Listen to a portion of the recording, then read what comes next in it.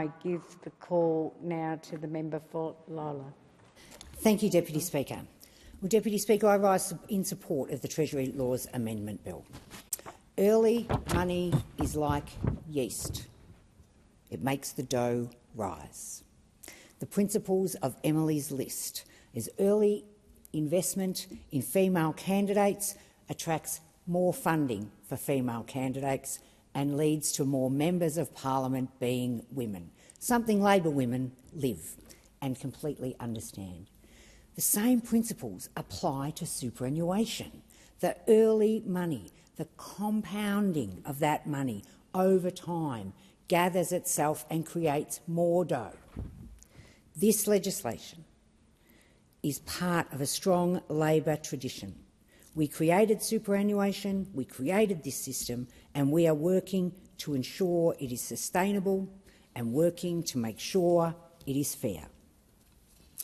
The bill in front of the House confronts an issue that has affected millions of Australians: unpaid superannuation. Unpaid superannuation cost Australians $5.2 billion in 21-22. The reforms presented require employees to pay super at the same time as wages, ensuring that employees are more easily able to keep track and employers are reminded more often of their responsibilities. The Albanese Labor government is committed to strengthening the super system and ensuring that Australian workers receive what they are legally owed. And let's have a look. It means a lot in my electorate. And I want you to remember, while we're doing this, that the electorate of Lalor is one of the youngest electorates in the country. So we have a lot of people in their first years of employment. The median super member in Lalor is $14,300 compared to $62,300 in Australia. The unpaid super rate is higher than the national average. 35% of workers in Lalor saw their super not fully paid in the year 20 to 21. Over 29,000 workers missed out on an average of $1,300, totalling $13.8 million across the electorate. That means that around 1 in 3 people in my electorate have faced unpaid super. That's just not fair. My electorate experienced unpaid super 8% more on average than all Australians. Unpaid super disproportionately affects the population of younger employees in my electorate.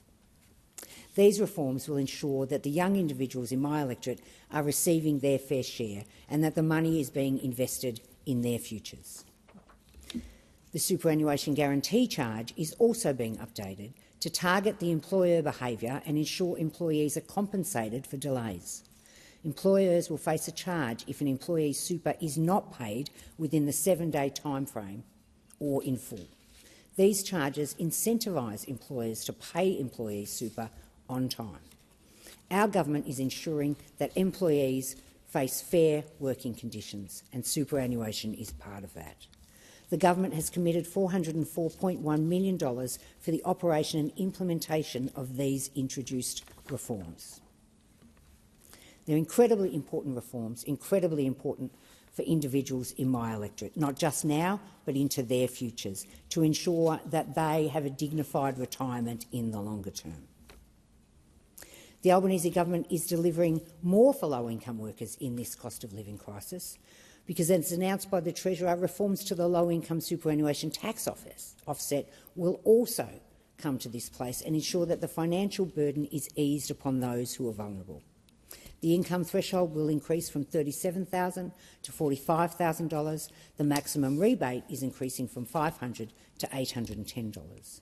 These will boost the super of 9,100 low-income earners in my electorate, around 4 million across my electorate.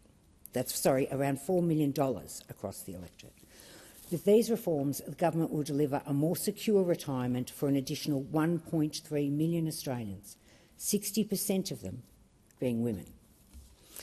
The average increase in listo payments will be $410, leading to a potential increase in super funds by $15,000. The additional super allows Australians to invest into their future. Workers who benefit from this reform include 100,000 sales assistants, 50,000 administrative workers, 50,000 aged and disabled carers. These workers are absolutely critical to the very fabric that make up Australia. The total number of Australians eligible for LISTO increases to 3.1 million with these changes. The average annual LISTO payment will increase by a third, from $280 to $375. In my community, 56% of those who benefit will be women. That means 5,096 women in my community will benefit due to the policy that we are introducing. This is really critical legislation, and it's a Labor tradition to strengthen superannuation, just as it's been a Labor tradition to strengthen Medicare. Further reforms announced by the Treasurer also include introducing a second threshold on earnings of large balances over $10 million and large balances thresholds of $3 million. These changes will also go to make superannuation fairer. These policies will continue to affect less than 0.5% of all Australians, and there are 14 times as many people who will benefit from the boost to LISTO as there are people in the other categories.